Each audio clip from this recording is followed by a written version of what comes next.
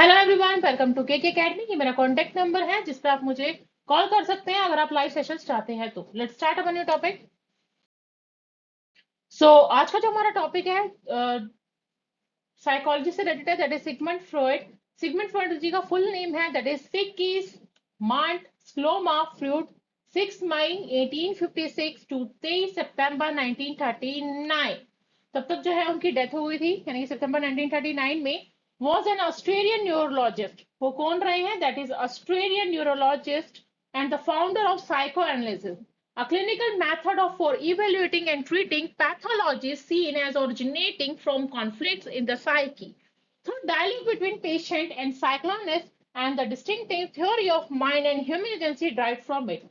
Basically जब हम किसकी बात कर रहे हैं, सिगमंड फ्रॉइड की बात कर रहे हैं, तो वो क्या थे? वो साइकोएनालिसिस थे, के फाउंडर थे। क्लिनिकल मेथड जो है उन्होंने यूज किया था ताकि हम चीजों को इवेलुएट कर सके, ट्रीट कर सके चीजों को पैथोलॉजीज के थ्रू। काफी बार जो है कॉन्फ्लिक्ट्स आए थे साइकी में।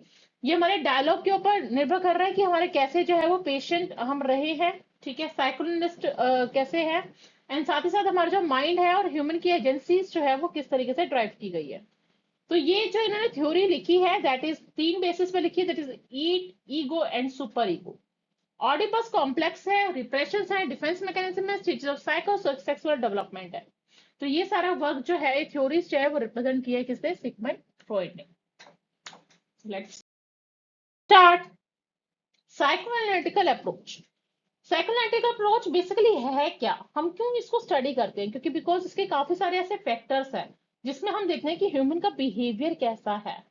हम किस तरीके से चीजें को देख सकते हैं कि हमारा क्या इफेक्टिव रोल रहा है, हमारे किस तरह की क्या डायरेक्शंस रही हैं, ताकि ये आपकी क्या है, आपकी जर्नी के ऊपर निर्भर कर रहा है कि आपकी डेथ कैसे हो रही है, आपकी लाइफ जो है वो क्या कर रही है, आपको बता रही है कि आप कैसे जो है, बोलते हैं ना कि सोना उगले धरती हीरे मोती। तो यानी कि जो आपकी डिजायर है वो किस तरीके से आप अपने डिजायर को पाने के लिए एफर्ट्स लगा रहे हो, ठीक है। तो ये आपकी क्या पॉजिटिव अर्ज है, यानी आपका पॉजिटिव पॉइंट बताता है कि आप कैसे जो है जिंदगी जी रहे हो। तो ये आपकी लाइफ के ऊपर है कि आप कैसे सेटिस्फाई हो रहे हो। अगर मान लो आपकी डेथ हो जाती है तो वो क्या है, एक तरह से नेगेटिव एटीट्यूड है टुवर्ड्स लाइफ। एंड साथ ही साथ जो है वो आपका क्या है, आपका बिहेवियर के बारे में बताया है कि डिस्ट्रक्शंस कैसे आ जाते हैं, रिवॉल्ट आ जाते हैं, काफी बार एग्रेशन आ जाते हैं, डिटैचमेंट है, एंड सुसाइडल टेंडेंसीज है। तो ये सारी चीजें डिपेंड कर रहे हैं आपकी जर्नी पे कि आप किस तरीके से क्या कर रहे हो, अपनी लाइफ को जो है मूव ऑन कर रहे हो। Next point is that is human behavior by all means is centered around the sex needs. The adjustment or maladjustment in one's life mostly depends on the degree of the gratification of one's sex needs. यानी कि second point में बताया है, वो एक human का behaviour बताता है कि वो किस तरीके से चीजों को अंडरस्टैंड कर रहा है, कैसे अपनी जो सेक्स की नीड्स हैं उसको क्या कर रहा है, फुलफिल कर रहा है। ये आपके एडजस्टमेंट के ऊपर है, आपके मैल एडजस्टमेंट के ऊपर है कि आप अपनी लाइफ को किस चीज पे क्या कर रहे हो, डिपेंड कर रहे हो। Mind and psyche plays a quite significant role in directing one's behavior. According to Freud, human mind or psyche can be divided into three compartments in the form of conscious, semi-conscious, and unconscious. These three divisions of human mind are responsible for the three types of human behavior, namely conscious, semi-conscious, and unconscious. The unconscious behavior being 9 by 10th part of the total behavior always dominates the total behavior aspects and personality makeup of an individual. आपका जो mind है वो बहुत ज्यादा important role play करता है। क्यों? क्योंकि हमारा जो माइंड होता है वही हमें क्या करता है, डायरेक्शन प्रोवाइड करता है कि हमें क्या करना चाहिए और क्या नहीं करना चाहिए। तो थ्री पार्ट्स में जो है हम चीजों को देखते हैं, that is conscious, semi conscious and unconscious. तो तीनों के जो three types of human behaviour हैं, ये हम क्या कर रहे हैं, सेमी कॉन्शियस एंड अनकॉन्शियस चीजों को देख रहे हैं। यानी कि जो टोटल बिहेवियर है इंसान का वो कैसा होता है, किस तरह की आपकी पर्सनालिटीज जो है वो क्या होती है, डेवलप होती है एक इंडिविजुअल की। Next point is that is Freud put up the idea that the anatomy of our personality is built around the three unified and interrelated systems, ego and superego occupying their position. Freud जो है वो हमें क्या कर रहा है, हमें बता रहा है कि आपको किस तरीके से आपकी जो पर्सनालिटीज है वो कैसे डेवलप की गई। तो ये क्या कर रहे हैं, आपको बता रहे हैं कि आप ईड, ईगो एंड सुपर ईगो को देखो ताकि आप क्या कर सको, अपनी पोजीशंस को जान सको। First one is that is eat. It is the raw, savage, and immoral basic stuff of a man's personality. It consists of such ambitions, desires, tendencies, and appetites of an individual which are guided by pleasure seeking principle. It knows no laws, follows no rules, and considers only the satisfaction of its needs and appetites. ईट क्या कर रही है, एक तरह से आपके जो raw material है, ठीक है, जो आपकी एक पर्सनालिटी है, उसको क्या कर रही है, शेप दे रही है कि आप जो चीज चाहते हो इंडिविजुअल बेसिस पे, जिससे आपको खुशी होगी, जो सेटिस्फेक्शन होगा, वो क्या है, हमारी ईड है. Next point is that is ego.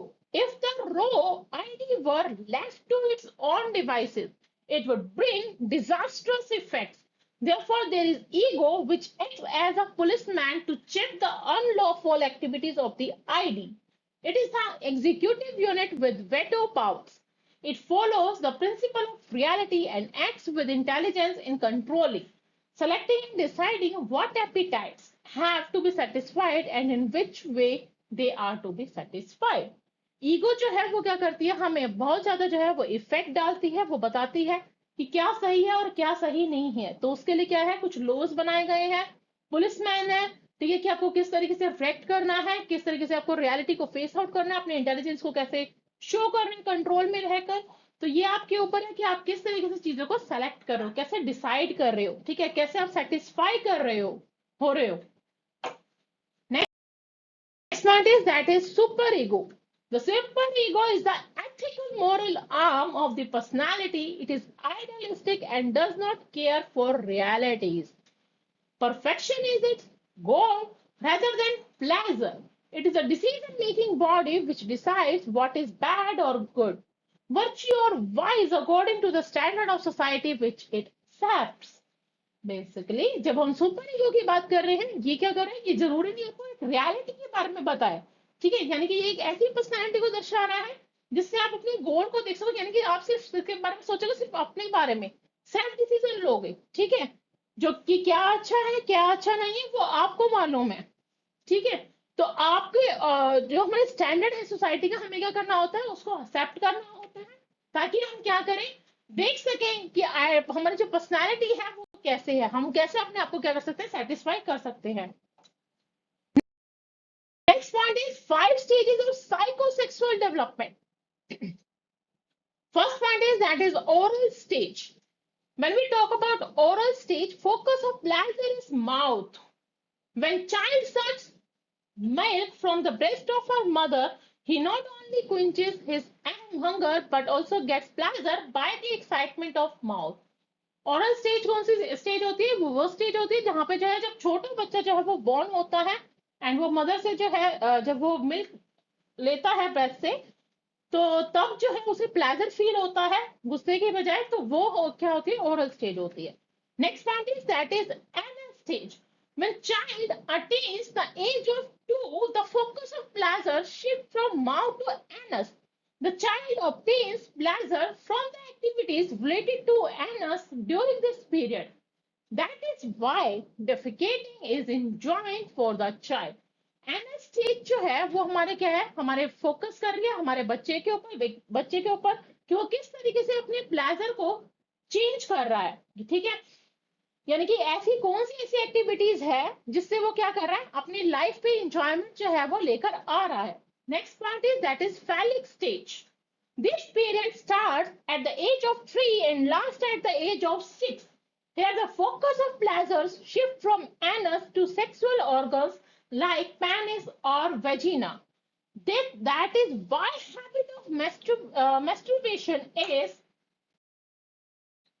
common in children. Two special complexes also develop during this period.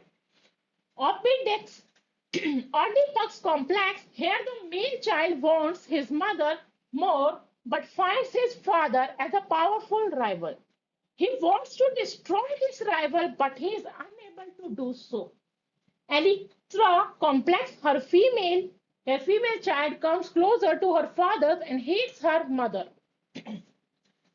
Basically जब हम क्या कर रहे हैं गाइस, थर्ड पॉइंट को एक्सप्लेन कर रहे हैं, तो उसमें ना काफी सारी चीजें बताई गई हैं कि कैसे एक बच्चा जो है सेक्सुअल माउथ से एनस पे आया, एनस से जो है सेक्सुअल ऑर्गन्स के बारे में क्या करने लग गया, जानने लग गया। तो ये बच्चे और मदर के बीच में और फादर के बीच में जो एक रिलेशनशिप है ना, वो क्या होता है, एक बॉन्ड क्रिएट हो जाता है, जो कि काफी बार जो है वो अनेबल होता है कि चीजें, सारी चीजें जो है बतानी। तो ये क्या है, एक बच्चे और माँ के ऊपर निर्भर कर रहा है कि वो कितनी ज्यादा जो है आपस में एक दूसरे के कितने ज्यादा क्लोज है। Next one is that is latency stage. During this period, all earlier forms of sexual activities are stopped.